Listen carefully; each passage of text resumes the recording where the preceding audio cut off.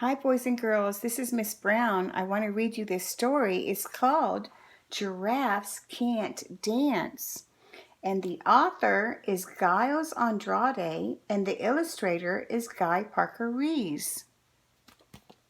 Now, something happens in this story to Gerald the giraffe that makes him very, very embarrassed and really, really sad. And then there's one creature in this story that does something that makes him feel happy again. I want you to listen as I read this story so that you can find out what made Gerald the giraffe so embarrassed and sad, and who was the creature in this story that made him feel happy, and what did he do to make him feel happy again.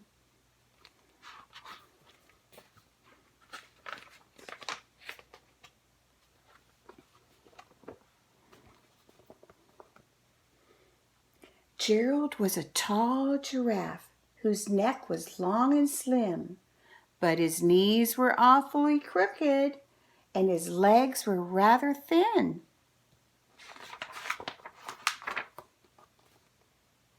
He was very good at standing still and munching shoots off trees, but when he tried to run around, he buckled at the knees. Now, every year in Africa, they hold the jungle dance, where every single animal turns up to skip and prance.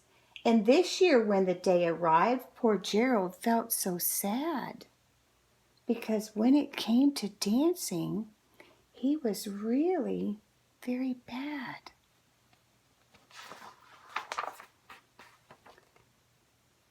The warthogs started waltzing, and the rhinos rock and rolled. The lions danced a tango that was elegant and bold. The chimps all did a cha-cha with a very Latin feel, and 8 baboons all teamed up for a splendid Scottish reel.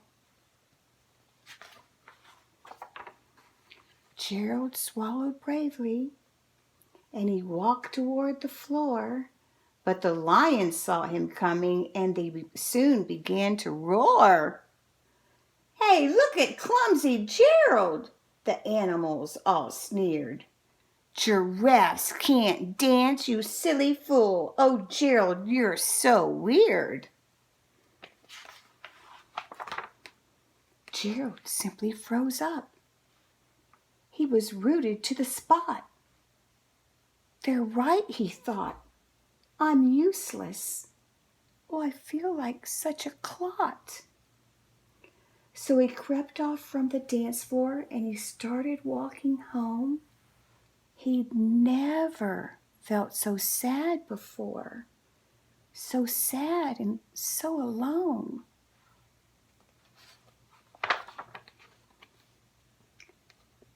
Then he found a little clearing and he looked up at the sky.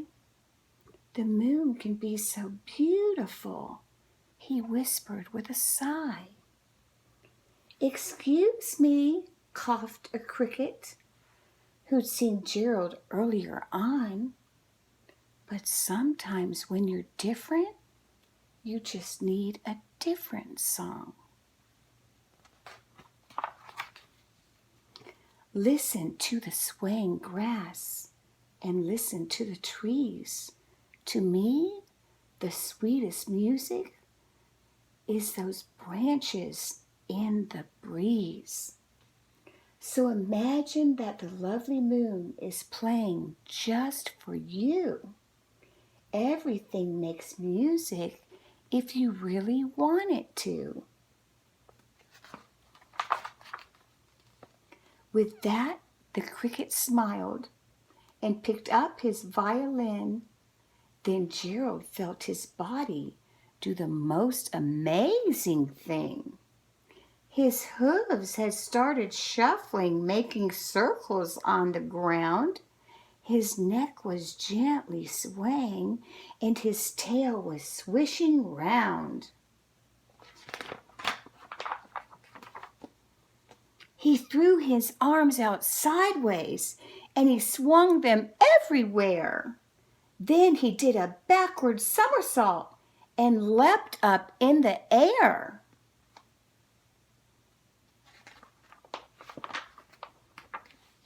Gerald felt so wonderful. His mouth was open wide.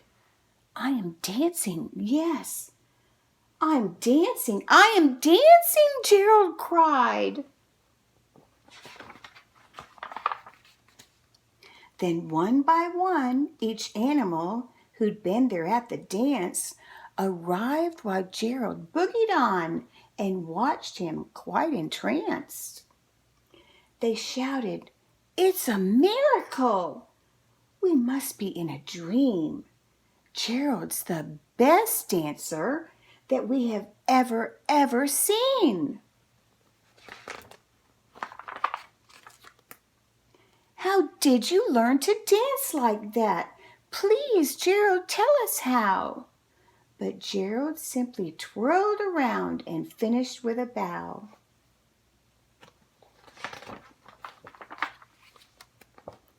Then he raised his head and looked up at the moon and stars above.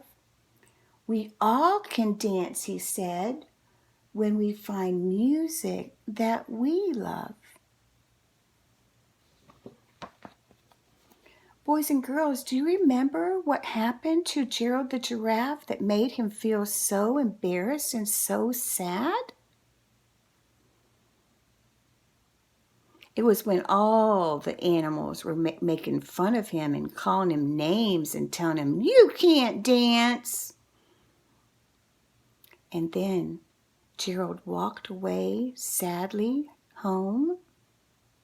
But then a teeny tiny cricket said something to Giraffe and started playing a violin for Giraffe that made Gerald the giraffe feel happy, and he started to dance to his kind of music. Boys and girls, it's okay that we're all different. In fact, Miss Brown loves that we're all different. Could you imagine a world where we all look the same, dressed the same, acted the same, liked the same things? Oh, what a boring world that would be. So it's okay to be different and to like something that's different. But what's not okay is to be mean to someone and say mean things that hurt their feelings. That's not okay. And even children and adults, we all need to be kind to one another, like the little teeny tiny cricket in our story. Because when you're kind to someone, boys and girls, it not only makes the other person feel good, but it makes you feel good in your heart. I hope you enjoyed this story. I enjoyed reading it to you. Until next time, bye-bye.